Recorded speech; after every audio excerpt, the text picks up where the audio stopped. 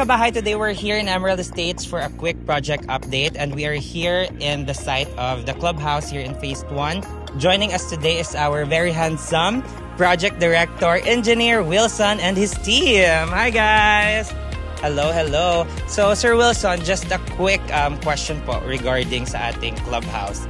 When po natin ini-expect yung mga completion niya, especially the homeowners?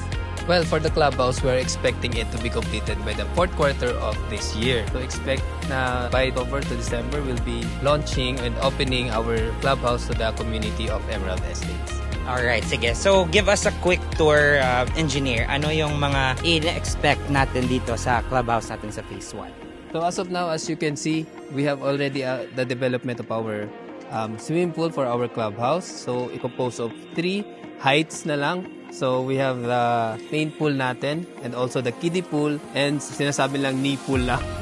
So, this one. So, ito yung knee pool. Yes. Tapos, ito yung lap.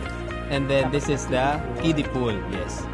And also, we are ongoing with our pump room together with our toilet and bath for in case of shower room in this area. And also, the structural works for the building itself for the clubhouse is already ongoing and expected it to be completed the structural works by the end of August this year. So, ito po yung magiging main clubhouse po ba? Yes, will be the main clubhouse. This area will be our gym. Then this area will be our admin office or offices of our staff in the Emerald Estates. This clubhouse is composed of 2 function halls and a reception area.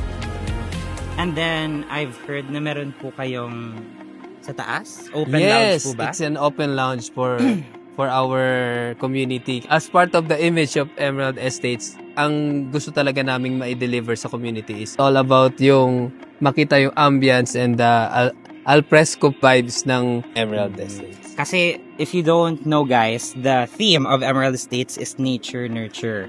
So we only developing 60% houses and 40% for nature preservation. And if you don't know, in front or at the back of the clubhouse is the Iloilo Sunset Boulevard. Yes, correct. So parang nature-centric plus sunset. Yun talaga yung ma-enjoy nila, di ba sir? Yes, Mr. Kabahay.